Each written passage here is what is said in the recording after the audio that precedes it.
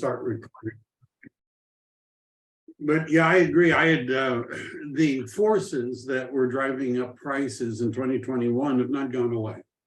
Which, when you're looking at household formations, Gen Z and millennials in the buying age, and the lack of supply. I mean, and as the old Will Rogers, the old Will Rogers quote is, "Buy land, they're not making any more of it." So long term. So, but that's not entirely what we're here to talk about today. We're here to discuss the secrets. I hope you've got a lot of secrets of real estate agents that are working in the field of probate.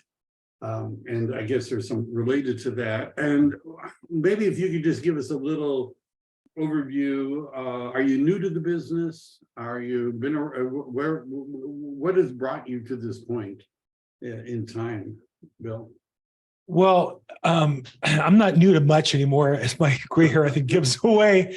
I've been in real estate since 1986, but I've been through several different transformations. I started as a lender and for about the first 15 years, last 20 years in real estate, but I've been in sales and then management and coaching, and then back to sales production. And so currently I'm in full-time in production as a real estate broker affiliated with the EXP Realty. I should say associated with, technically. And I've a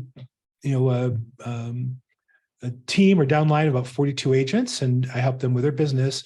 But my basic business is every day selling houses for families and attorneys that are primarily has some legal issue to it, and most commonly in probate. So I do that. If for those of you in EXP, I just have missed Icon by 2 or 3 properties a year the last 3 years.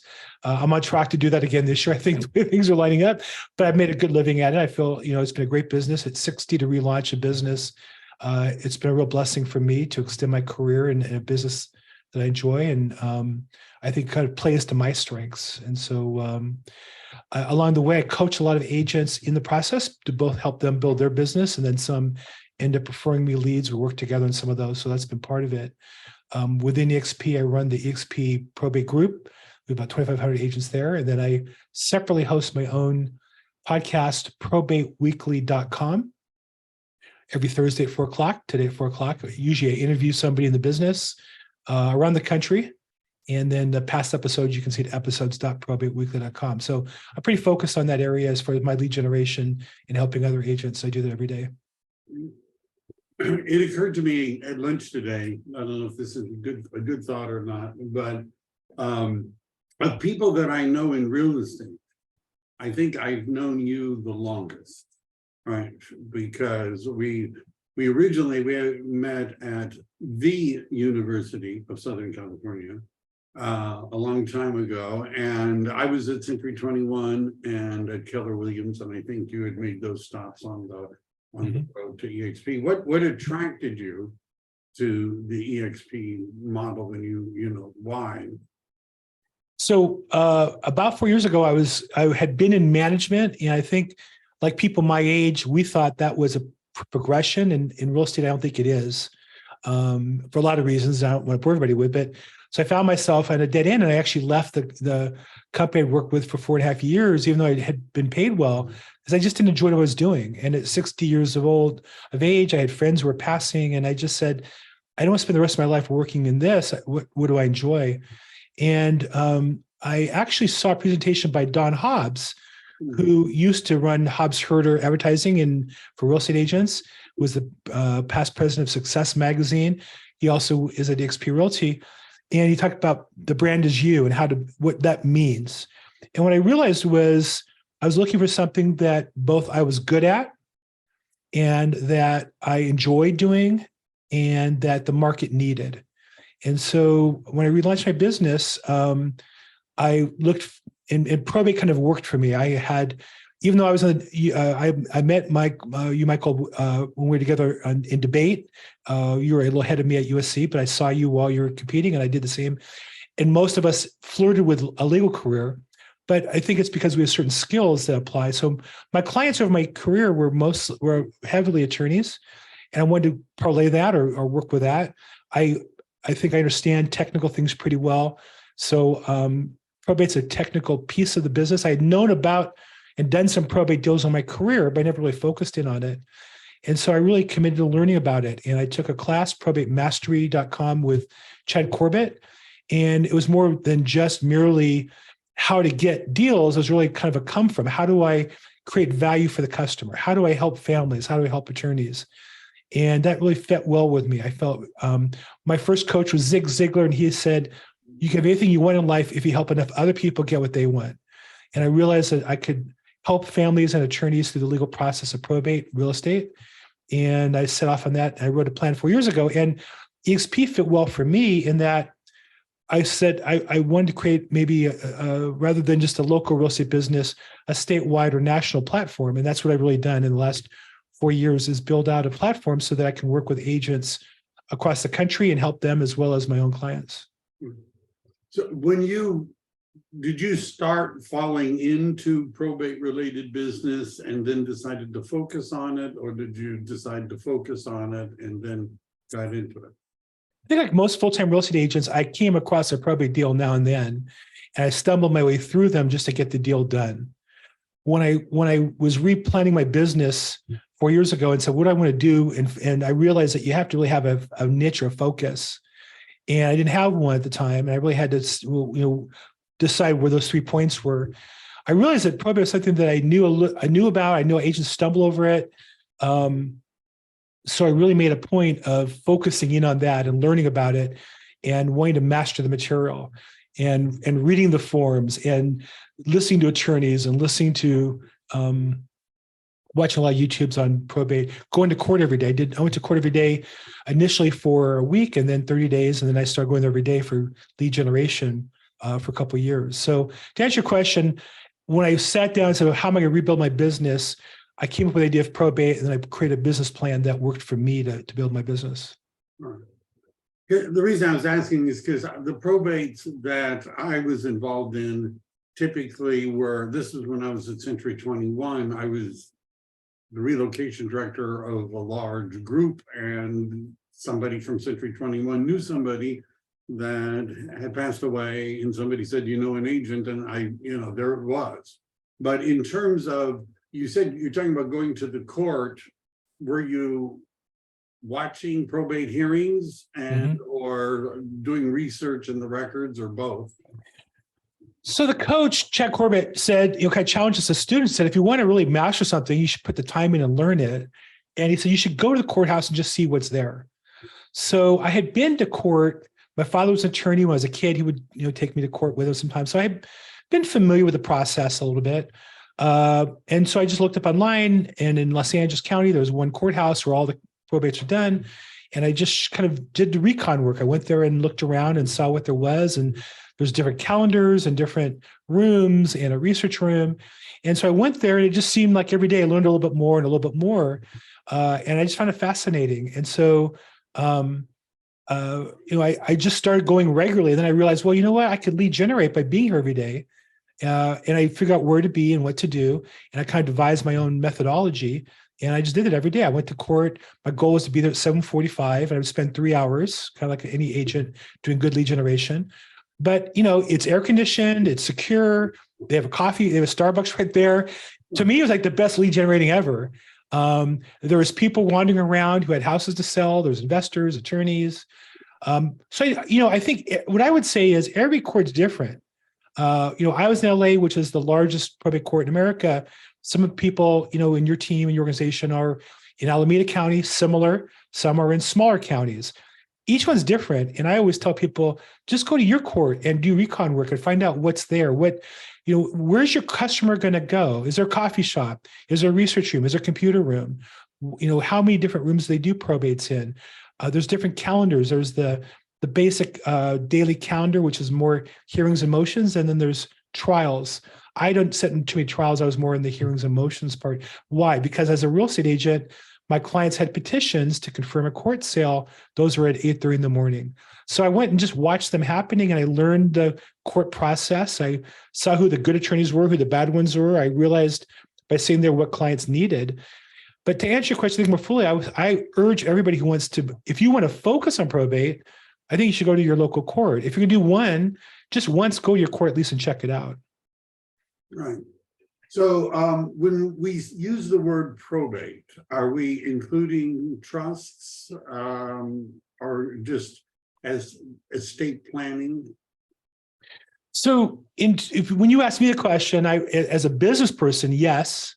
In that part of my business, I'm marketing, you need a probate, how to solve the problem, and other people I market how to avoid probate and why you want to avoid it through proper estate planning. In fact, today in my Probate Weekly call, I'm interviewing trustandwill.com, which does low-cost trust to avoid probate. So to me, it's the same genre and some of the same people. Legally speaking, theoretically, trusts avoid probate court, but when trusts are litigated, they're litigated, at least in LA County, in probate court. So there is definitely crossover. But when people ask me, for example, well, Bill, what percentage of your business is probate? Well, if you want to say what percentage of my business need a probate advisory form because they're legally in probate, half. But it all comes from my probate lead generation, either actual probate cases, or maybe an attorney has another matter, bankruptcy case, partition actions, civil court matters, where they refer me a client and I sell that. It's not probate. But in my mind, it's all based on my lead generation, which is probate focused. Right. No, so, but when you're at a court hearing, it's typically a probate hearing, which means there's a will, right? Well, maybe not. Maybe not. It could be a will or no will, intestate or. Could be a will, could be no will, and it could be a trust that's being litigated. Okay, yeah. So trusts don't always avoid litigation. If someone complains in the heirs, then it goes to a hearing. So when it seems like because my understanding of lead generation in probate is you either focus on the personal representative, right? Or you get the estate planning professional attorney to refer business to you, or both. Can you explain that process and which one, how much you're willing to share? I'll share it all. So what I would say is I literally teach a class called There's 11 Ways to Get Probate Sale. And within the 11, there's probably 10 of each, 10 subsections of each of those. There's probably 100 or 200 ways that I could probably list if I wanted to of how to get business. I think one of the biggest misnomers for real estate agents is that there's only those two methods. And why is that? Because the companies who are in the business of selling to real estate agents sell them data. And the data is either of the petitioners, the families of the heirs, or the attorneys. And so let's say, well, those are the two ways you can get business. Well, those are two ways. When I coach agents every day, and when I tell them that nobody likes to hear this, I'm sure it's the same thing you coach agents when they start in the business, or they maybe transfer from being a mortgage agent to being a realtor, or a title agent to being a realtor, which is start with the people who already know, like, and trust you, and you know, like, and trust. Give them valuable information about real estate, in my case, probate real estate, how to avoid probate, what to do if you're in probate. And there's more probate business in your database. If you're a full-time agent today and you're making a decent living, even marginal living, you've got 100, 200, 300 people minimum in your database. There's probates happening all around that group of people that you're not finding out about, because when their aunt dies and their cousin says to them, oh, my aunt died, I don't know what to do. Do you know how to file a probate case? You're going to say no, but just know that probate case leads to the real estate being sold, most probably. That's a probate lead. And so I coach my agents, you want to be the resource for all things real estate to your tribe or your database or your METs or your center of influence database or whatever you want to call it. And so there's really 11 ways that I teach that you can build a business in probate. I picked initially, my lead gen was going to court every day. And then when COVID hit, I had to change it and I moved to online marketing. And I can talk about that if you're interested in that, but it's not really magical. The key is you've got to go to where your audience is and create value for them in a way they contact you. I'll give you one example that might be out of the box for you. On my Probate Weekly call, there's an agent who is the probate nurse. She was a nurse, like a lot of nurses decide they don't want to be nurses anymore. She got into real estate. but she has a lot of friends who are nurses in senior living facilities and adult facilities. She speaks their language. They're her friends. And one of them started giving her listings in this adult community. And I said, well, why don't you just make your whole business about that? Like, why would you ever call an attorney if you know and like nurses and you're friends with them and you have an advantage with them? Why would you put your energy there if you enjoy it? And so I'm working with her on really building her business, specifically marketing to nurses like her current friends to get more business there. That's networking, and that's a subset of networking called nurses in my book. Yes, the finding somebody with a common ground. So in terms of, do you partner, like who would your business partners be? CPAs, financial planners, well, I mean, probate attorneys, obviously, estate planners, but what's the network looking like?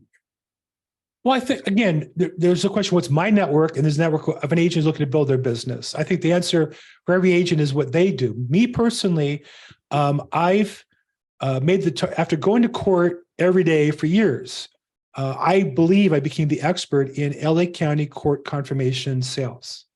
So that's a niche. That's a niche of a niche. LA County is a large probate court in America, and only 10% of them go to court confirmation, but 10% of a big number is enough to make a living on. So that's what I focused in on specifically in LA County. That played well to my experience going to court every day and my skills understanding court procedures and reading court documents and things like that. But what I say to most agents is think about your database, your skills. If I had been a CPA, there's plenty of CPAs who do trust accounting, probate accounting. I would find them. If I had been a wealth manager at Merrill Lynch or something, those people looking for those assets, I'd focus on that. So I think the key is to find your strength, and then how does either trusts and estate planning work there, or how does avoiding probate work there? Either one of those would be a great opportunity for you. So if I don't have a background in any related areas, see, I know what you're saying, because if I'm a CPA and I'm talking to a CPA that also does estate planning, we'll talk we'll talk better, right? I'll have more credibility. Yeah. Right. Isn't that what's the most challenging part of getting attorneys or in this group of people to refer business to you? How do you get on their list? I think the mistaken impression is that anybody, I think this is true about all business, it's very rare that somebody becomes a fountain of referrals, that mostly there has to be a give and take to make that work. And so the attorneys that give me referrals, I'm giving them a lot of value, whether it be working with their paralegals, getting documents signed, reviewing their documents, getting legal documents, the vesting documents when they first file the probate, valuation of the property, driving the property, giving them an update on it. So we think, well, if I just talk to enough attorneys, they'll all give me one referral. And if I talk to 20, I have 20 deals a month. It's a lot harder done. The other thing is, I would say 80% of attorneys will tell you their probates come from realtors, not the other way around. So that means 80% of the business is already tied to a realtor, and the other 20%, they probably should be giving to that 80% as a thank you to get more business. So it's not as easy as it sounds. It's not impossible, but I think that we have to think about being so valuable that people want to work with you, as opposed to what can I do to get people to give me business. And that's true, I think, of all real estate. I think when we want listings because we're the local realtor, that's a tough way to live. When we are so well known in our market that we know the value of properties, we know the status of properties, we know the process so well, of course, people want to work with us to list the property. I think that's the goal, no matter where you are in the real estate process. Well, I'm getting a comment about my microphone.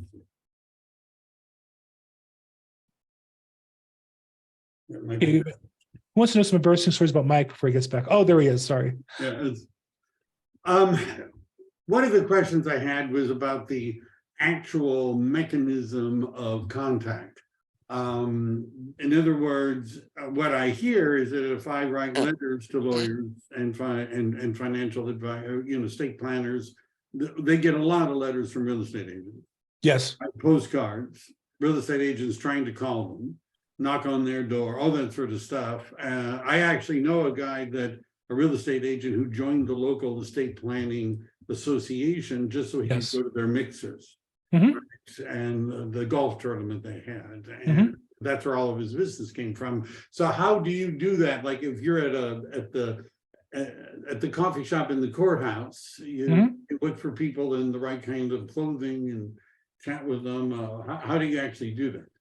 So, and again, everybody's a little different. For me, I am an affiliate member. We have multiple bar associations where I live: LA County, Beverly Hills, Santa Monica, Century City, San Bernardino. So I belong to a couple of those, and you see people and you find the information. I do it because I want to learn about probate, and then I share what I learned with my database of attorneys. So when I find out new judge in court in Division 9, I'm sending that out right away because they're maybe not, they missed that information. Or new rules, particularly COVID, when there's new rules and how the process was done. I was emailing out to the attorneys the things I was learning that they may have also had access to, but were too busy to notice. I've gone to networking events. One of the challenges is there's a estate planning in Long Beach. It's a great event to learn from the speaker. It's a little bit of a drive for me, but the problem is there's like 10 or 20 realtors there. I don't want to look like them. So my personal rule when I do marketing is I want to stand out from any other realtor around. And if there's multiple, I either want to be the leader or I don't want to be there at all. So I wouldn't go to a bar association or estate planning event where there's 20 realtors. If there's only one or two or three others and you can stand out, I think that's great. So I'd be judicious with my time and know that the relationships are a marathon, not a sprint. That if you're going to go to the estate planning event, they all meet a realtor once that never comes back. But if you're the one that comes back regularly, that's what they're looking for is consistency and commitment. That's the definition of what they're looking for. If you're going to go once, twice, I would say probably you might want to scope it out. But I would say in general, you want to go regularly. You want to be there early to meet people. You want to be there afterwards. If you're going to work a network event, do it properly. To me, that means show up on time, which means early, be the greeter at the door, talk to whoever's organizing the network, thank them for the opportunity, and be there afterwards. You're there to meet people. You're not there to have a lunch or whatever. So those are just basic networking rules. I've done that. I personally don't do a lot now. Again, I'm 64 years old. My wife's had some health issues. I have a grandson who lives nearby. I'd rather not.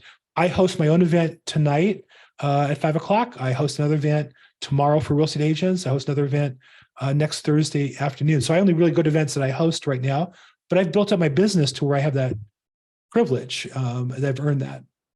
Okay. What other suggestions would you have for somebody who's, you've covered this a little bit, but let's say I'm a new agent. And I guess one question I have is, does a new agent have a chance of getting a gig with an estate planner or a lawyer, or are they more fussy because of the nature of the referral for somebody with more of a background? So first off, one of the advantages, if you're talking about a new agent at EXP as opposed to not, it might be true other companies too. I can't speak to any others but the one I'm involved with, is if you're an agent XP, join my group, Probate group within EXP. Now you're part of a 2,600 agent group of probate experts. You can say that with all sincerity. Learn about it. I have a YouTube channel. I go through the forums, the CAR forums, learn those forums so you're able to speak, and understand the basics of it. And also one of the things I did early was, before I had a track record, I went in the MLS and searched all of EXP's properties. You can do this with any company. And I said, how many listings we sold that were probate? So when I traced, well, how many did you do? So, well, we as a company sold last year 150 houses in probate here in LA County. Wow, that's a lot. Yeah, it's a lot. I didn't do any of them, but the first time he asked me that, and the truth is nobody ever asked me that. I knew the answer, and that gave me the confidence that nobody ever asked me that question. I think that's probably true with most new agents. So I would say go in the MLS, find out how many deals your company has done, and know that number, be able to answer that with authority. And you don't have to know how to do it if you know the guy who knows how to do it. So in our company, you know me, if you have questions, if you have a lead and listing, I'm not saying you have to pay me a nickel. Sometimes, I would say 90% of the time when people call me, I can give you some basic direction. I'm glad to do that. And I'd say 10% of the time, I'd say, That's a complicated matter. You need an expert to help you. Let me help you get the listing, and together we can work on it and share it. But I would say in general, don't let it slow you down. I mean, learn and then share what you've learned with other people. The personal representative, right? There's also a lot about marketing to them. Do you have any thoughts about how well that works, or what somebody would do as a cold lead? I wouldn't. I think there are companies that sell the data and tell you should cold call. I don't know how you can cold call anybody in today's market. The truth is, the companies that say the data, 90% of the data say do not call. They're on the do not call list. I understand there's ways to get around that. I just wouldn't. I also think you're not saying the right message. I'd much rather have a referral or have people call me. That's what I want to work towards. So I would say everybody in real estate, you can learn about probate and share with people that you know. I know everybody tries to get around this starting point. Yeah. I just won't let them. I won't buy it. Any adult person knows 100 people. If you're married, you've got 200. If you've had a job for 5 years or more, you've probably got 300 to 500. If you're a realtor, everybody you ever met should be a database. You need to market to them in a way. You can call them, hey, Michael, this estate planning attorney in Long Beach is having a estate planning meeting. I thought about you. You're looking for a house. Have you guys put together an estate plan or trust? I was going to say, yes, we have. Oh, wow, that's great. I'm curious, who's the attorney you work with, and are you happy with them? And if he says he's happy with them, I talk to customers like you all day long who aren't happy or need an attorney. Would you be okay if I called your attorney and refer them business? And what are they going to say? Yeah, of course. Great. Call the attorney Michael. I talked to, customer Joe. He says you're the greatest. Tell me about your estate planning. Do you do a webinar? Do you do meetings? Do you do a free consult?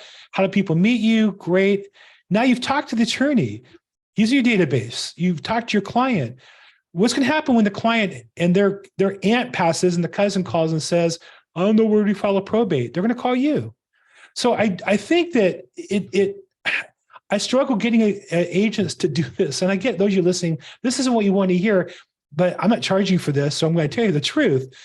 The fastest way to probate business is the people you already know, like, and trust, and already know, like, and trust you. There's probates falling through your fingers right now because you're not educating your database with like you should. That's your responsibility if you're in real estate. That's why you got into business, was to be a center of people's growth and help people with wealth.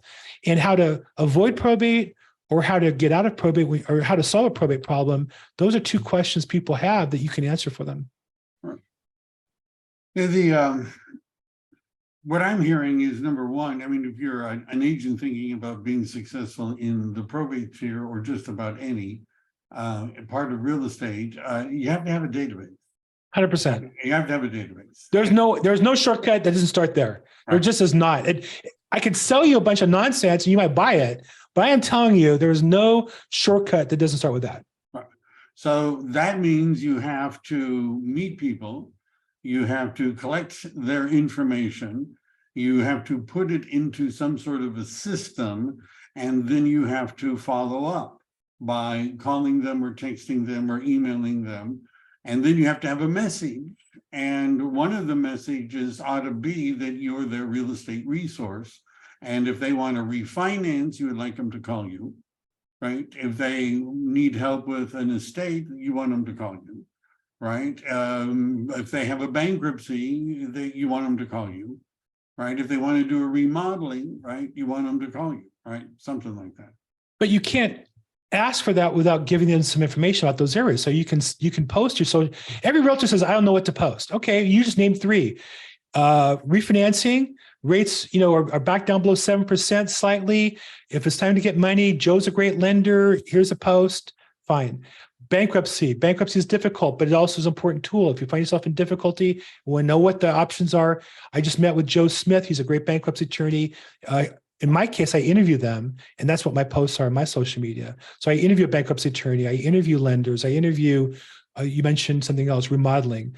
I want my database to know me as the expert from their front sidewalk to the back fence and everything up and down. If you have a problem with real estate, I should be your first phone call. And I think that you can add to that estate planning. You can add to that mix of content what to do if you have a probate. I think those would be great places for any brand new agent to start to give value to your customers. And of course, it would be possible if you had business partners that would provide content, right? The attorneys, the planners.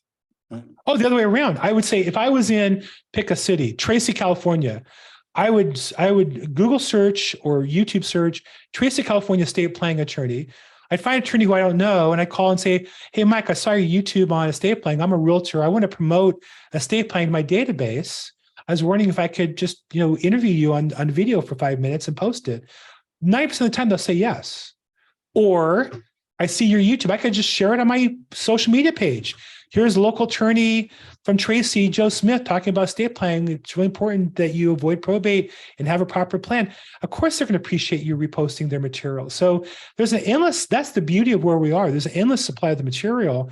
What you need to do is get your hustle muscle on and call the people you want to do business with and help them promote their business. Oh, gee, I was hoping this would be a way to, get a lot of listings at a full commission and a high price without having to spend any money of my own or very much time.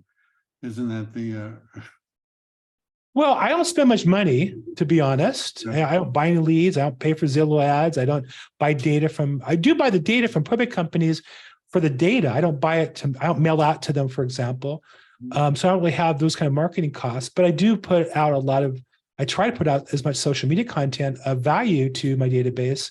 And I do work 40 hours a week. I'll say this, I don't show property. I don't work after hours. I don't really, I work half a day Friday and I work half a day on Sunday doing administrative work, but I only work 40 hours a week. So I work a reasonable hour and I make really good money at it. And they're mostly listings, so I'm in control of the contract. It's a different experience. Cool. What else? What questions didn't I ask that I should have? Well, I think what caused me to reach out to you and kind of reacquaint or reinvigorate a relationship was I think you do a great job of teaching the agents the fundamental of building a database. You provide your statistics and other great content that should be parts of that.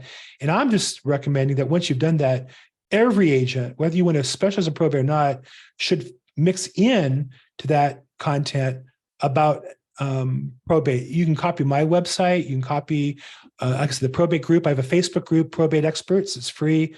I post content there. You can copy that. So I would just say, if the question is what's the next step? Again, the first step is the foundation, and adding in that content, I think makes sense. And then I also think second, I would ask the question, where do you fit into the mix of probate, estate planning, wealth management, where you have experience or contacts? Make sure you work those. I think that even if you're just a regular real estate agent, every house you sold either had a trust or didn't. And all those that didn't, I would call them and say, how come you don't have a trust? And do you know about this service? And everyone that did, I'd ask them who their attorney was. And if they're happy with them, meet that attorney to give referrals to. And if they're not happy with them, introduce them to the services they would be. So you could just do that 8 hours a day. You'd have more business you know what to do with. I mean, that's really, every agent who's ever done that calls you back and says, I'm just busy with referrals and business now, and thank you for the direction. So it's not that difficult, but you do have to put some work in. And the last thing I would say to you is, if you focus the part that you enjoy, then you'll work through the rest. I remember when Kobe Bryant retired, that last game he played, he scored like 61 points. And a reporter said to him, why are you retiring? You obviously can score 61 points. And Kobe said, it's not that I can't play the game. It's that I don't want to do all the things I have to do to be ready to play the game at that level. And I would say as a real estate agent, there's certain things I have to do, but I get to spend a lot of time talking like this. Somebody on this call is going to call me with a lead on a probate or two in the next year. That's how I get paid. Somebody is going to join EXP underneath my team as a result of that, or join yours, and that will help us all as a team. Somebody is going to post to social media, and an attorney is going to see it and call me with a referral. So all I have to do is focus on helping people, and the business takes care of itself. But you got to focus on helping people. If that's hard work, you're in the wrong business. If you enjoy that, then it's not work. It's really what you enjoy doing. we have a few questions. Sherry asks, what's the advice can I give clients in order to avoid probate? Well, number one is have an estate plan. Estate plans typically include a trust. So think of a trust like a safety deposit box. If you put all your assets in the box and give the key to somebody you trust, when you pass, that person opens the box and has access to your assets. So if it's done properly, an estate plan helps you both protect the assets from probate as well as distribute them the way you want to. It also helps health directives, which is a big deal because when you lose capacity to make decisions, you might want certain health decisions made, but if you're not around to tell people that, what do you do? So you can be alive, and the estate planning affects that as well. How you want children handled. Anybody with children should have an estate plan. Like in my case, my daughter has our grandson, but my son-in-law has his parents and as well. Who do you want to have raise the kid? And if you have different ideas on that, you put that in your estate plan. So the first thing I would say, Sherry, is look, you should be researching estate plan. If you go to trustandwill.com, they have a great website that explains the process. There's some really informative videos, very educational. And I'm actually interviewing one of their key people on my podcast today at probateweekly.com if you want to come on live and ask questions. Cool. William asks, do we have to get approval from the probate court for commission on closing escrow? Great question. So there's in California, I can only speak to California law. That's my experience. It's pretty much true most places. In California, we have two types of probates. We have where the petitioner, whether it be an administrator or executor, has full authority or limited. Full authority means that the court pretty much lets them operate on their own. They file a notice of proposed action when they're going to do something major, like sell the property, and disclose the terms. At that time, they're going to disclose it. If nobody complains, then they go forward with it. Limited authority means the court approves it. In Los Angeles, the local county has rules that limits the commission on court sales at 5% on single-family homes, 10% on vacant land. So you need to know your local rules to determine as far as limits on commission. But if it's not being, if you don't have court confirmation in California, in general, the answer is no, the court does not have to approve your commissions at all. And then sometimes in a probate, they go to like an auction and an overbid, and sometimes not. What's the difference? So there's really three types of auctions in a probate court. Auction one is, we all see what I would call a retail auction. That's really just a listing agent who's told the seller, the best way to get the best prices, we're going to hold it and we're going to auction it. And they might have full authority, but they auction to get the price and they sell the house. And it's otherwise like any other sale, other than that listing agent is an auctioneer rather than a regular agent. The second type is in the counties, in LA County, for example, when the county administrator attorney, an employee of the county of Los Angeles, when they're administering the estate, maybe the house is vacant and there's no heirs available, or there's some sort of legal matter where the county's become involved in the matter. The county uses one company, and that company is like a bidding, a government contract, and they pick Kennedy Wilson as their vendor, and they do an auction on every property, and then they bring it to court, and there's a second court confirmation sale with potential auction. So there's a pre-sale, which is an auction, and then they come to court and have to confirm the sale. The third type is whether there's a retail piece to it or whether or not there's a county involved, it needs court confirmation. And what that means is the court is going to verify that the sale was done and for the best purpose of the estate. So they are generally looking for, is the property marketed fully? Is it in the MLS, for example? They limit the commissions in LA County to 5%. And then what happens is the court will say, okay, well, you bring us this sale, you say it's the best price. If there's anybody in the room who's willing to pay that price plus 5% plus $500. So on a $400,000 sale, anybody who here willing to pay $420,500, or an $800,000 sale, anybody willing to pay $840,500, and has a cashier's check made to the state for 10% of that bid. and they're waiving all contingencies. Anybody who shows up on those terms can bid that amount, and then the original bidder or anybody else who shows up, there's an auction in court. 90% of the time, well, I should say 75, 80% of the time, there's no bidder and the court just confirms the sale. Occasionally there's one bidder, and either that bidder or the original bidder will outbid each other for the sale in court. So those are court confirmation auctions. Cool. And but then sometimes they just get listed on the multiple listing service with a note that it's a probate and sold like any other property. So the proper way, if you're a listing agent, is to put, if you're saying that you have full authority, it's not that court confirmation is not required, because you never really know. It might be later court, if you read the California Association listing form, there's a possibility that you can get ready to sell the house and an heir shows up and say, hey, I'm the long lost son and I don't approve the sale. And the court will say, well, we don't know about all that, but what we will do is we'll have the sale come to court and we'll have an auction. And so there might need to be a court confirmation sale later down the road. So if the petitioner, the executive administrator, has full authority, they can sell the property and say that court's not required as of this time. And they have to file a form called a notice of proposed action. And the title, even though you can sell it legally, and attorneys will say to you, this is a big trap. So, oh, we'll need to file a notice of proposed action because the only heir is petitioner. The title company won't insure title unless that form is filed in the court case. And that gives any outstanding heir a chance to raise their hand and say, hey, how about me? I should be getting notice about the sale. And I think you're selling it on the cheap. You're selling it to yourself on the cheap, and I want to pay more for it.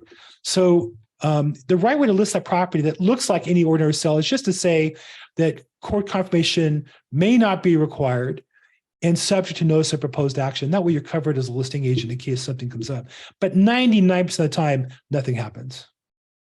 So when you list a property using the California Association of Realtors forms, is there like a box that you check or an addendum that's attached?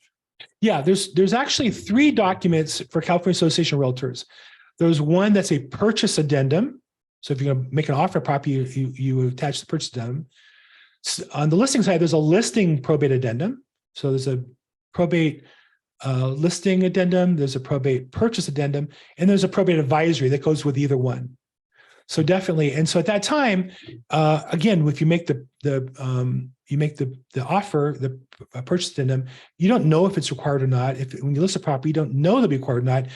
You know, as of this time, we don't think it's required, and so that's all you really can say. So you have to be careful not to say court confirmation is not required, because you don't want to be wrong and misrepresent your seller. And then second, you want to make sure it puts subject to notice of proposed action so that you protect your seller. And if it was a trust that would there be just the trust advisory instead of the probate advisory? Exactly. And again, if you really read, and this is the thing, 95% of the time when realtors call me with questions in California, they haven't read the forms. But when you read the form, it really does give the out to the seller. If there's some contest to the trust, they can't control that. So that's why you want to always in your offers, if you know it's a trust, put the advisory there. If you're buying it in a trust, put the advisory there to protect your client, because it does. If you read through it, you'll see how it protects them. So you're saying that, we ought to read the forms and study them. I know. And know what they say. I know. I actually did a YouTube video on the 3 forms of California on my YouTube channel, because I'm so tired of walking through explaining them to people. I would just say, well, it's right there in the form. You've read it. Oh yeah, I read it. I don't think you did. Now, I had a discussion with buyer's agents on every transaction, because imagine this, I've actually read the RPA. And so I'll reference things like as is, for example. Every contract has already in the RPA form as is. And when agents insist on putting that in as well, I want to say, but it's already there. Why are we repeating that? So yeah, I oftentimes do screenshots of sections from the RPA. Yes, all the time. All the time. Yes, that's my favorite. I don't want to argue about it. Let's just look what's in the contract. That's what it says. 100%. And by the way, one of the reasons that brokers get paid money is because they've read the contracts, right? I mean, that's, and that's, I had a conflict with I don't want to embarrass the name of the company and mention their name, called Banker in Beverly Hills, but I had a conflict with an agent on the basic of what happens when the buyer doesn't waive contingencies, they get their deposit back. And he kept arguing with me that he lost his deposit because in his mind, he knew the lender to approve my customer. In my customer's mind, he had been approved on terms he didn't want to accept, but he never waived his contingency. And if you read the purchase contract, it says the buyer has to waive contingencies affirmatively, meaning they have to sign a form saying I waive it, unless the contract's written differently. That's the standard, that's the default.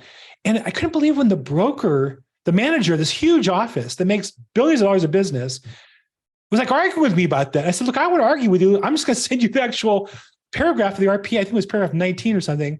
And like it says it in plain English. It's not complicated. So yeah, read the forms. I think that's always the right answer. Read the forms. Read the forms.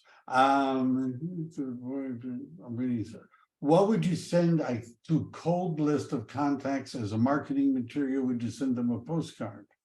I wouldn't. Yeah. We say, yeah. sorry. No. Well, when you say cold, there's different lists of cold people. But people in my database I've met, I haven't done business with, I haven't talked to a lot of them in a long time, maybe, but no, I would not buy, like there's a company, allleads.com, and they're great. And I use their website and I use their brochure but they're selling data and telling you should mail out to them using their mailing house. And then you should call them all using their coaching program. I'm not selling any of that. So I'm going to tell you, I'm literally the administrator in one estate, and I got mail from a lot of these agents. I literally on my desk, I'm keeping it all because I want to use that as proof. They all kind of look the same. The ones who spent the most money, they all look the same kind of actually. No, I wouldn't mail anything cold. Now, I don't mail anything to anybody cold. So if you have a return on investment that works for you in mailing, good for you. But I would not recommend it in probate because I don't think that's likely to generate. Now, I will make one caveat. In non-metro areas, like rural and semi-rural markets, different story. You might only have 10 probates a month, and they might kind of be neighbors, and maybe their kid plays on your kid's little league team. Same with attorneys. Maybe it's different in small towns where you kind of know each other already, kind of. But no, in a large metro like LA or Oakland or San Francisco, I don't think it's productive. And perhaps we're referring to getting like a list of the personal representatives. Correct. Right. I wouldn't. And then, isn't there something of a vulture, aura that can come from contacting them, the representatives, the heirs? I've not had anybody I've called. Now, I've only called people I've been referred by their attorney or some other vendor. I've never had anybody really say, oh my God, how can you call me? I just lost my father. Because they think about it, they already filed the probate. That means they wrote out the paperwork, they wrote a check or credit card, and it's been some amount of time. Usually it's months before they get to that. I don't find them. Now, I do speak respectfully. The right term for the person who died is the decedent, that we have to say your mother over and over again and create more drama and emotion for them.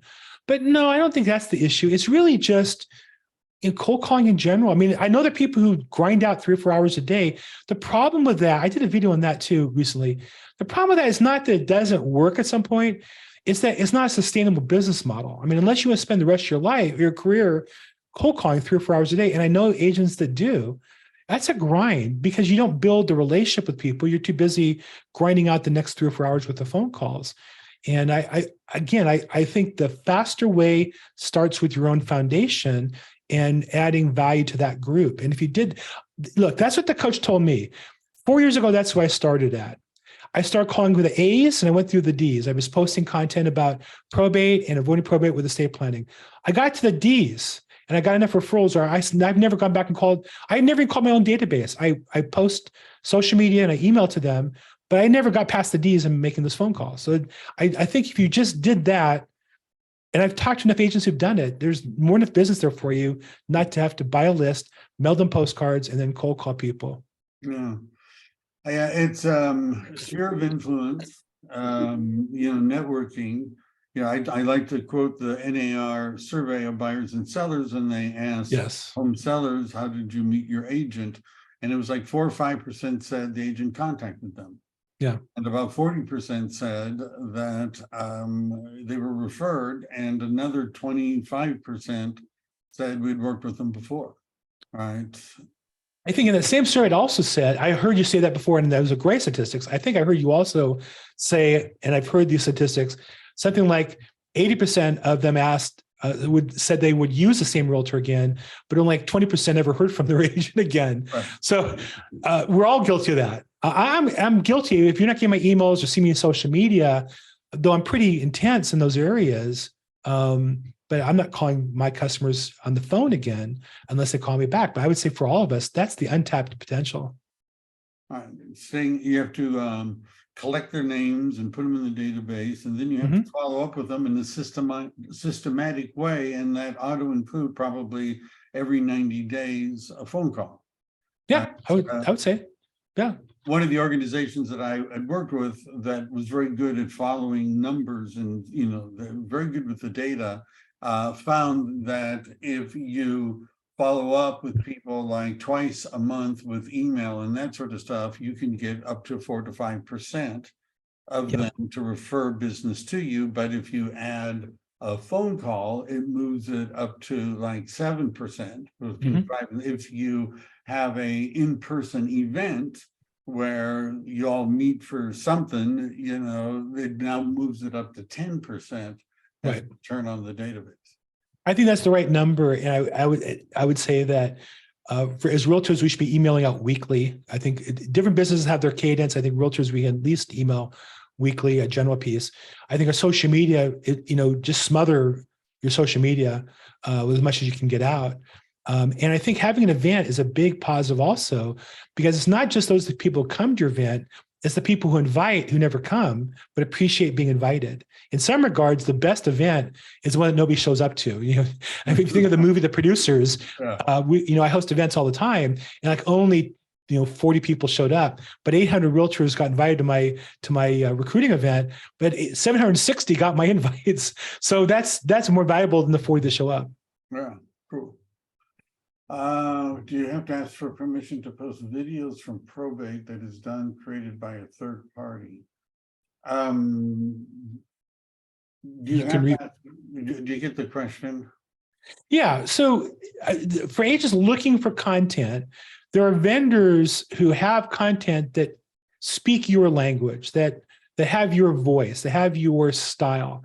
You can repost anybody on Facebook or YouTube under your social media. You don't need anybody's permission to post a link.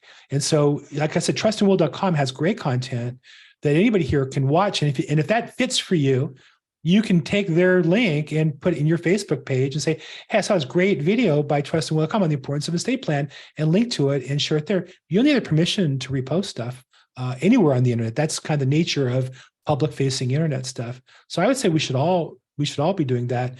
I have my own YouTube channel. People ask me, it's funny, I get phone calls from realtors, can I repost your videos? Yeah, we repost them all, please. How can I help you? I'm glad to share that with as many people as possible. So you don't need permission to repost stuff. I obviously, if you edit it, and there's rules, you can actually play other people's videos and make a video of you reviewing their video is also acceptable within YouTube guidelines and Facebook guidelines. Or video of the video. Mm-hmm. Any other questions? I don't see any more in the chat. You're welcome to speak. If you my thought about you got to get in the habit of making videos. Mary, did you wish to speak? Your music. Yes, I there do. You go. So is the notice of proposed action a seller contingency? So you enter into contract and then that has to get sent out, right? Yes. And there's a 15-day wait period. So that's a seller contingency, correct? So 15 days is kind of an arbitrary number in that some cases you have to wait 15 days but if there's a list of people who are required to be noticed, and if they sign waivers, you don't need to wait the 15 days. Okay. So it's a notice proposed action, and the title companies will want to wait 15 days to see if anybody objects. Or if everybody who needs to be serviced waives, then you don't need to wait the 15 days. Okay, thank you. Mhm. Hmm. You know, the one question you didn't ask me that I get asked just to help is, I guess, well, how long does it take for me to see business? If I do this, how long does it take? I'm sure you get that in every class you ever teach on how to get business. And I'm going to tell you that the biggest challenge realtors have when they talk to me are, what content do I create and share with people? And how do I stand out and differentiate myself from the other million real estate agents in America? And the answer to that question is the same, which is find something that you're interested in. If you're interested in probate, or you're interested in avoiding probate through estate planning, then develop that interest, find things that are interesting, and you share that with people you know. Not all of them, but some of them are go, wow, that Bill, he really knows estate planning. And I didn't know that. And I appreciate that he thought of me as that. That right away distinguishes you from every other agent. And the content, like I said, is content that you find interesting. So I know that, Mike did a great job on a class on the CAR statistics. And I watched your video, or I did it live, I think, when you did it. And I find that interesting. Some people don't. Every Monday, I include an email about the market statistics, and I look at different sources and go through that. So I find that interesting. And I think to all of you, focus on what you find interesting and make that something you share with people that you know, and then you will distinguish yourself from everybody else in that area or multiple areas. Yes. Any more questions? Anyone else? Are we, I think we've hit the end of our time for today. Well, thank you very much. That was very informative. A lot of good information, a lot of questions answered. And I posted your information in case anybody wants to reach out to you. And here we go. Great information. Thank you. Very good. All right. Thanks, everybody. And you're going to find this on my YouTube as well. All right. Bye. Thanks, Michael.